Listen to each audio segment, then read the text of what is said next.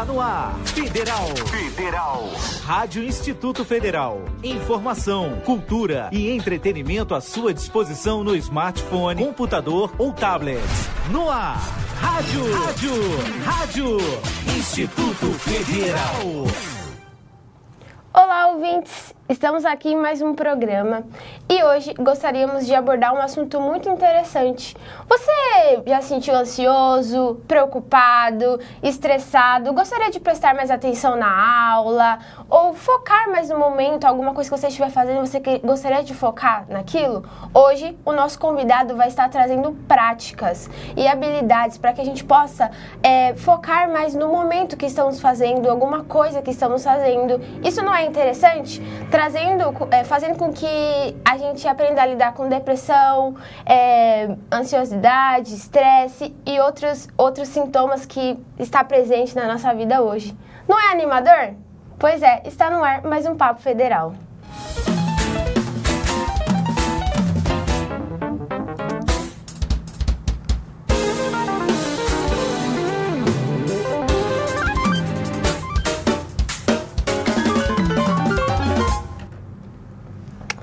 Temos o prazer de estar conosco hoje o Dr. Felipe. Muito obrigado, Dr. Felipe de Souza, que é psicólogo.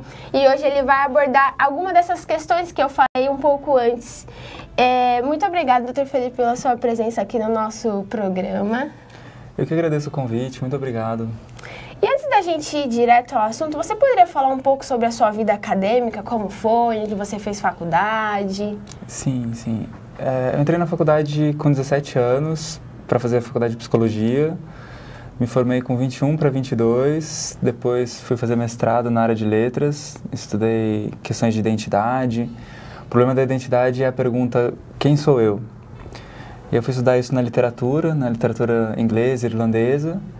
Depois eu fiz o doutorado também sobre psicologia, sobre temas afins, assim, sobre o Jung, psicologia analítica. E mais recentemente eu fiz o curso para ser instrutor de Mindfulness. Que é sobre isso que vamos falar hoje. Hoje nós estamos fracos aqui no nosso programa. Nós estamos aqui com uma pessoa super top, super especializada. E hoje nós vamos falar justamente sobre isso, o Mindfulness. Mais conhecido como atenção plena. E você deve estar se perguntando o que é isso, né? O que é isso? Você poderia dizer um pouco sobre o que é o Mindfulness? Sim, a gente define as práticas de Mindfulness como práticas que ajudam a gente a trazer atenção para o momento presente. A gente pode dizer que algumas pessoas têm mais facilidade de estar com a mente no momento presente, mas todos nós podemos desenvolver mais essa habilidade, de trazer sempre atenção de tempos em tempos para o que está acontecendo aqui e agora, para os nossos sentidos, para o que a gente está pensando, e não ficar tanto nessa dinâmica do futuro, passado o tempo todo. Então a gente define Mindfulness como simplesmente parar e estar presente no momento presente. Uau, muito legal. E como surgiu essa ideia prática de Mindfulness associada ao benefício para a saúde? Então, a gente tem na história de Mindfulness dois grandes desenvolvimentos, né? O primeiro é com Jon Kabat-Zinn, que é o pesquisador, ele era biólogo, né? Ele não faleceu ainda, e ele era um pesquisador também, e ele fazia essas práticas meditativas, e ele descobriu que isso era muito interessante para tratar, né, certos estados emocionais, certas dores crônicas também. E a grande sacada dele foi levar isso para o laboratório e pesquisar se isso realmente funcionava. Então ele adaptou essas práticas que são muito antigas, né, são práticas milenares, para o nosso mundo, para a nossa forma de viver. Levou isso para o hospital, dividiu em 2 grupos e testou. E conseguiu comprovar que fazendo essas práticas as pessoas tinham benefícios na saúde.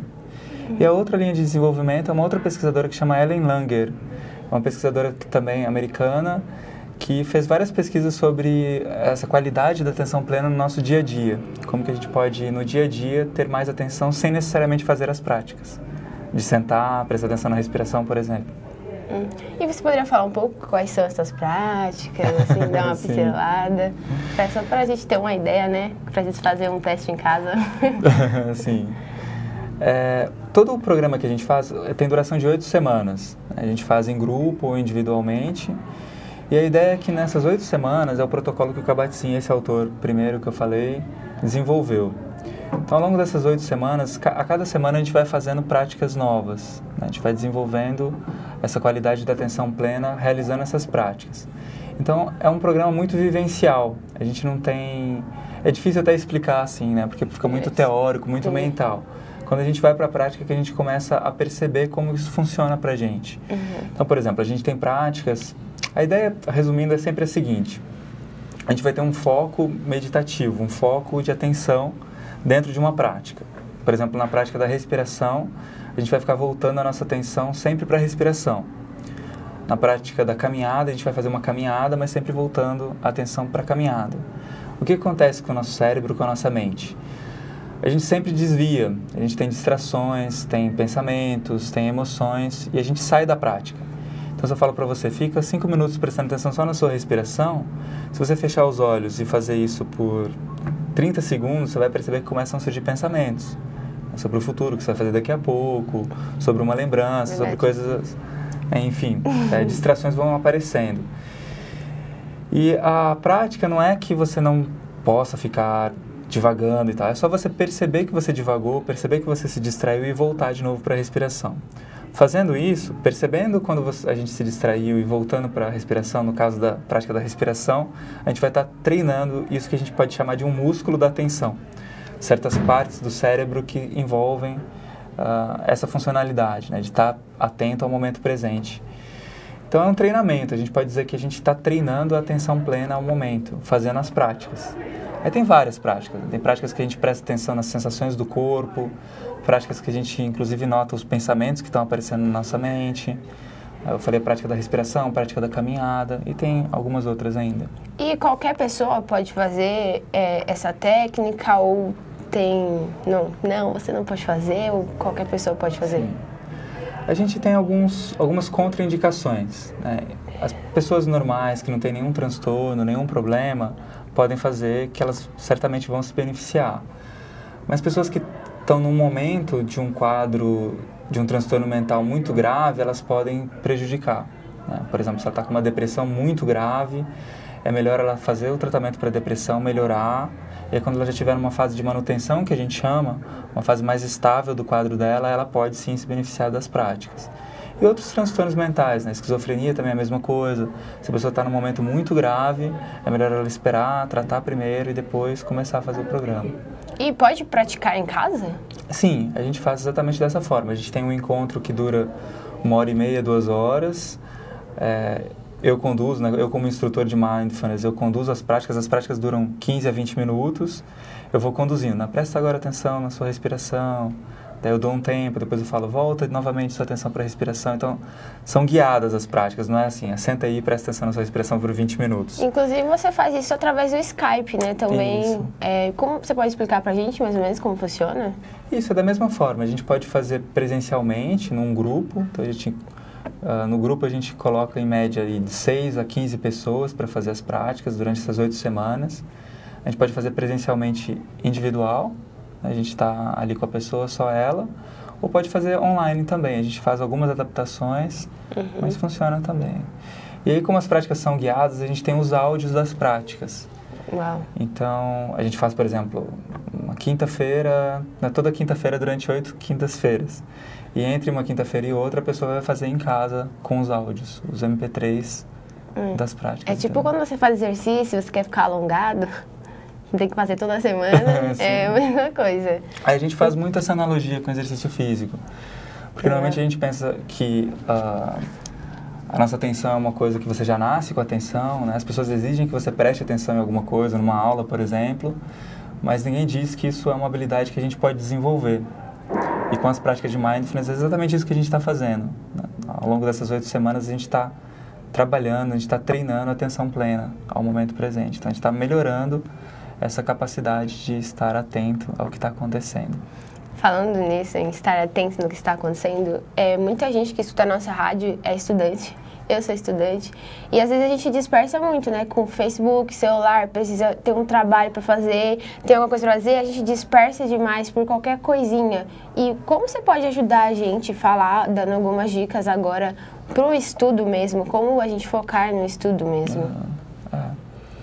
A gente sabe com várias pesquisas agora das neurociências, para quem não sabe, a neurociência ou as neurociências são ciências que estudam o sistema nervoso e estudam principalmente o cérebro. E com o desenvolvimento das tecnologias, a gente consegue hoje estudar o cérebro vivo, né? Até recentemente a gente só estudava o cérebro depois fazendo autópsia e tudo mais. Então, estudando o cérebro vivo, a gente sabe quais áreas do cérebro são ativadas momento a momento. Então, você coloca uma pessoa para fazer um cálculo de matemática e você está meio que filmando o cérebro dela e você vê lá que tal região está sendo ativada, outra região está sendo desativada, e assim você vai acompanhando esse progresso. Com essas pesquisas bem recentes que a gente tem, a gente sabe que o ideal seria a gente dividir os nossos estudos em 20 minutos. Porque depois de 20 minutos a gente pode se cansar e aí a nossa capacidade de prestar atenção fica menor. Então essa é uma dica, por exemplo, depois em casa a gente pode colocar num relógio, tem uma técnica que chama Pomodoro, que é baseada nisso, né? Você fica 20 minutos, aí depois você tem uma pausa de 5 minutos. Aí você pode mexer no Facebook, tomar uma água, ir no banheiro. Depois de 5 minutos você volta para outro tempo de 20 minutos. Aí dessa forma você vai fazendo vários Pomodoros, né? Vários 20 minutos, e você tem mais absorção do conhecimento do que você teria se você ficasse direto. Até questão do corpo mesmo, né? Se a gente ficar sentado 4 horas, a gente vai ficar muito cansado. Então é bom a gente ter esses 20 minutos, levantar, espreguiçar, fazer outra coisa e depois voltar para mais 20 minutos. Essa é uma dica que funciona bem. Vou utilizar. Utilizei também. Quando você iniciou a ser psicólogo, você fez sua faculdade, você já entrou nessa área ou você fez outras coisas antes, alguma... Ou você já, tipo, não, quero fazer isso, quero me especializar nisso. Como é que foi? Sim. Quando eu entrei na faculdade, antes de eu entrar, eu fiz um processo que chama orientação profissional. Eu sempre digo isso porque muita gente não sabe dessa possibilidade. Dentro da psicologia clínica, a gente tem essa área de atuação, que chama orientação profissional, é para quando a gente tem dúvidas sobre qual faculdade fazer, qual carreira seguir. A gente pode ir num psicólogo, fazer algumas sessões e descobrir qual que é o nosso perfil, quais as profissões que são mais adequadas para a gente, né, caminhar aí depois nos próximos anos. Eu tinha dúvida porque eu queria fazer muitas faculdades. Inclusive, jornalismo era uma faculdade que eu tinha muito interesse. E aí, fazendo a orientação profissional, eu descobri que era mesmo a psicologia que eu queria.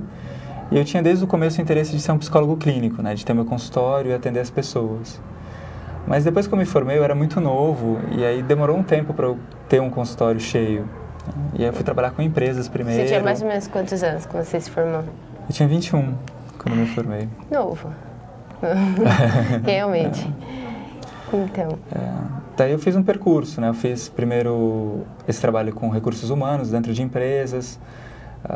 Abri o consultório também, atendi algumas pessoas, aí fui seguir a carreira acadêmica também, né? Fui bolsista no mestrado, no doutorado, ao mesmo tempo fui desenvolvendo o meu site, e aí com o meu site eu fui atendendo online, e as coisas foram encaminhando dessa forma. Uau, legal. Você falou em um momento da entrevista que as pessoas que têm uma depressão assim muito profunda e outros tipos de doenças muito profundas, elas não podem usar essas técnicas. E pessoas que têm isso, como que elas fazem para descobrir realmente se está numa coisa muito profunda, que não pode realmente utilizar isso, e como, se tem realmente essa depressão profunda, o que fazer? Sim.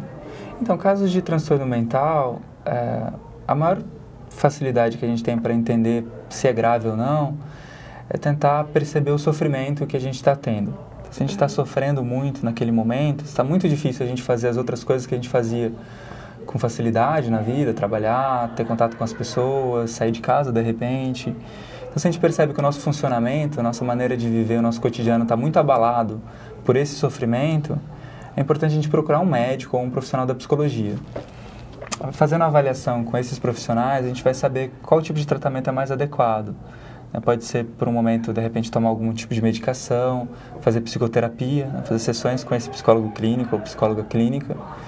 E aí, depois de um certo período, quando esse sofrimento já tiver diminuído e a pessoa conseguir voltar a funcionar melhor, aí sim, outras práticas são recomendadas, né? E Mindfulness entra aí, um pouco, o que a gente chama de fase de manutenção desses transtornos, é quando a pessoa já está estabilizada. Mas por que não funcionaria com elas também? Porque a gente entra num processo de bastante introspecção. Se a gente fica prestando atenção na respiração durante 20 minutos, a gente vai perceber os pensamentos, como eu falei. E aí podem surgir pensamentos, quando a gente está, se a gente estiver num momento difícil da vida, podem surgir pensamentos muito difíceis, com muito sofrimento. E aí, ao invés de as práticas ajudarem a gente a se centrar, vai ajudar a gente a entrar em contato com esses problemas. Então, é melhor a gente tratar os problemas, as dificuldades primeiro com outro tipo de técnica e depois fazer as práticas de Mindfulness. Uau, muito legal. Mas essa é a única contraindicação para o restante da população. A gente tem pesquisas que mostram os benefícios, né? Uau, muito legal. E você trabalha bastante redes sociais também, né? Você pode falar pra gente suas redes sociais, pra gente dar uma acompanhada? Sim. O meu site é psicologiamsn.com. Daí lá no meu site tem o YouTube, Instagram, Facebook, né? E o canal do YouTube também tem uns 5 anos mais ou menos que eu já tenho gravado os vídeos sobre várias áreas da psicologia, sobre perguntas que as pessoas vão me mandando. E tá bem legal, a gente tem crescido, tem mais de 40 mil inscritos agora. Tá bem legal. Aí sim. É só procurar Felipe de Souza, psicólogo. Acha lá. E agora eu esqueci o que eu ia perguntar. Desculpa, galera. Não, eu ia perguntar assim, se você trata, tipo, individualmente com muitos jovens. Na verdade, eu queria perguntar assim, se as pessoas que te procuram, as pessoas que você trata são, tipo, a maioria jovem, a maioria adolescente, ou não, se tem uma grande parte, assim, que já são mais velhos, que lidam também com esses problemas. É porque hoje a gente passa por momentos muito difíceis, né? Tava até conversando nesse dia com uma pessoa lá que eu tenho mais intimidade, e eu falei pra ela, né, que hoje os jovens, eles são... Qualquer coisa, quer dizer, na língua dos velhos, né, dos mais velhos, qualquer coisa o jovem se machuca, qualquer coisa é motivo de entrar na depressão. E eu falei pra ele, eu discordo um pouco por isso, porque do mesmo jeito que eles tiveram a fase deles, a gente também tem a nossa fase. E eu queria saber se outras pessoas mais velhas também passam, se realmente a maior parte é o jovem. E por que você acha que o jovem que procura mais? Tá. Na verdade, a gente tem procura em todas as faixas etárias, né? Obviamente que na infância, não é a criança que vai procurar um tratamento, né? Vai ser os pais ou os professores que vão indicar que a criança está precisando, talvez com algum problema na escola e tal. Na adolescência também tem a questão de que, por ser menor, a pessoa vai precisar ter autorização dos pais para ser atendida. Então, frequentemente tem essa ponte com os pais, né? Os pais levam, ou o adolescente vai pedir para os pais para levar. A gente não pode atender sem autorização dos pais até os 18. Então tem procura em todas as idades, na fase adulta, na velhice, também tem as pessoas procurando. O que a gente faz? A gente se especializa num determinado tipo de tratamento. É basicamente como um dentista ou um médico que vai tratar determinados problemas, determinadas doenças. Na psicologia clínica também isso acontece. A gente pode se especializar, por exemplo, na psicologia só para atender criança ou só para atender idoso. A gente pode seguir esse caminho. Eu trabalho basicamente com essa faixa que vai talvez aí de uns 17 até uns 50, talvez seja, né, uma média assim. 17, 18 e um pouco depois, essa abordagem da psicologia que lida com orientação profissional. A pessoa que está buscando saber qual profissão, qual carreira seguir. Às vezes a pessoa já fez uma faculdade e não se sentiu bem com aquela profissão e ela vai procurar para tentar uma recolocação no mercado, de repente fazer outro curso, outra faculdade mesmo. E trabalho outros tipos. Eu trabalho com Mindfulness online, né? Então pessoas frequentemente um pouco mais velhas. E também atendo bastante o que a gente chama de problemas de relacionamento, né? Parte de relacionamentos afetivos, eu também trabalho bastante com isso. Você perguntou sobre o sofrimento. O sofrimento ele está presente, ele faz parte da existência humana. A gente se frustra com a vida. Muitas coisas acontecem que não estão sob o nosso controle. Às vezes a gente quer realizar alguma coisa, ou fazer alguma coisa, ou precisa de algo, e naquele momento a gente não tem ou não pode obter. Então, muitas coisas não dependem da nossa ação só. Então, nesse sentido, a gente pode passar por muitos sofrimentos na vida. Eu acho que os jovens, os mais jovens que eu, acabam sentindo muito esse peso do sofrimento, é porque eu vejo uma diferença. Eu cresci numa época em que a internet ainda não existia praticamente aqui no Brasil. Então hoje eu noto que tudo é muito rápido, né? As respostas são muito rápidas. Se você quer procurar alguma coisa, você já sabe em menos de um segundo, com o Google, por exemplo, e tudo, né? A comunicação é muito instantânea, você está o tempo todo ligado com as pessoas, né? Quando eu tinha, sei lá, 12, 13 anos, eu mandava carta ainda, né? Não tinha muito e-mail, Facebook, então a própria vivência do tempo era diferente, né? Então eu imagino que a gente não tem tanto um acompanhamento emocional, a gente forma as pessoas muito para o mental, né? Para conhecer coisas intelectualmente na escola. E isso que a gente poderia chamar de uma inteligência emocional, a gente não tem esse treinamento na escola, em outros lugares. E aí, misturando tudo isso que eu falei, da tecnologia, da rapidez, da velocidade e da presença de certos sofrimentos que naturalmente a gente vai passar, acho que existe uma demanda de sanar o sofrimento com muita rapidez, né? Você tem um sofrimento, você já quer que passe em 5 minutos, sendo que às vezes é um processo, né? Sei lá, primeiro namorado, você se apaixona e termina. Não vai ser um remédio que vai curar aquilo, né? Vai ser um tempo, um processo mesmo de perda, de frustração, que faz parte da vida. A gente tem perdas, a gente tem problemas, a gente tem dificuldades. Mas aí não tendo um acompanhamento, não tendo esse treinamento de inteligência emocional, a gente acaba tendo essa dificuldade, né? Talvez uma dificuldade maior do que as gerações antes de nós. Muito legal. A gente tem um programa chamado Idealmente aqui, né? E a gente fala muito sobre essa questão de psicologia, a gente trata muito disso. E uma das coisas que a gente fala praticamente em todos os nossos programas é a questão do psicólogo, né? A gente fala muito, tipo, procura um psicólogo, porque para as pessoas, para a gente mesmo, antes de apresentar o programa, era como se fosse quem vai no psicólogo é uma pessoa doente, tipo, entendeu? Tipo, não, e não é tipo só uma saúde da mente. A gente aprendeu isso com o tempo, estudando mais, sabendo que não é tipo, uma doença, vou no psicólogo. É tipo como se fosse um clínico geral, e a gente precisa ir no clínico geral para saber se tá com uma dorzinha, para saber se o batimento tá bom, se tem alguma doença que tá escondida. E eu queria que você falasse um pouco pra gente, tipo, que realmente não é doença, ou se é doença. Falar o seu ponto de vista para as pessoas ouvirem isso de um psicólogo, que é legal. É muito fácil ouvir da gente, mas de um psicólogo é uma coisa mais séria. Aí eu queria que você falasse um pouquinho. Claro, sim. A gente pode fazer uma distinção entre pessoas que buscam o tratamento psicológico porque elas estão em sofrimento. Como eu falei, o sofrimento, tecnicamente, a gente vai chamar de uma doença mental, um transtorno mental. Ele pode ser bem leve, ou até muito grave, né? A pessoa realmente para de funcionar, para de viver, né? Então, às vezes a família vai procurar ajuda, às vezes a pessoa mesmo nem quer e ela, enfim, acaba tendo que buscar esse tratamento. Ou ela mesmo acha que está sofrendo demais, não consegue mais lidar com aquilo, então ela vai procurar um profissional e ela vai fazer psicoterapia. Esse é um tipo de busca que a gente encontra no consultório. Um outro tipo de busca é aquele que a gente pode chamar de uma busca por um desenvolvimento. Então, você está tendo a vontade de crescer, de se conhecer, de buscar novas coisas, novos horizontes. Você pode também procurar um profissional da psicologia por isso. Digamos, se você tem um medo de, por exemplo, falar em público, né, uma coisa que pode interferir muito na carreira. Não chega a ser um transtorno mental, não chega a ser uma loucura, uma doença mental, uma coisa, né, muito complicada. Aí a pessoa quer se desenvolver nessa parte, ela pode procurar o profissional para tratar só isso, para trabalhar só esse aspecto. De repente conseguir fazer isso e desenvolver profissionalmente. Ou então ela está tentando encontrar quem ela é, né? Tentando encontrar o sentido da vida, o que ela realmente deseja fazer nos próximos 10, 15, 20 anos. Não necessariamente também ela vai ter um sofrimento, né? Mas ela está em busca de si mesma e isso pode entrar nessa categoria que eu chamo de desenvolvimento, treinamento dentro da psicologia clínica.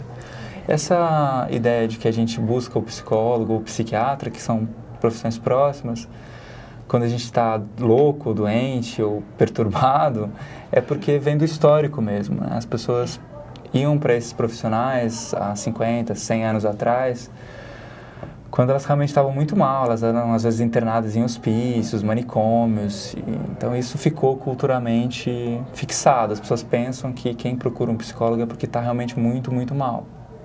E como eu falei, não é assim necessariamente.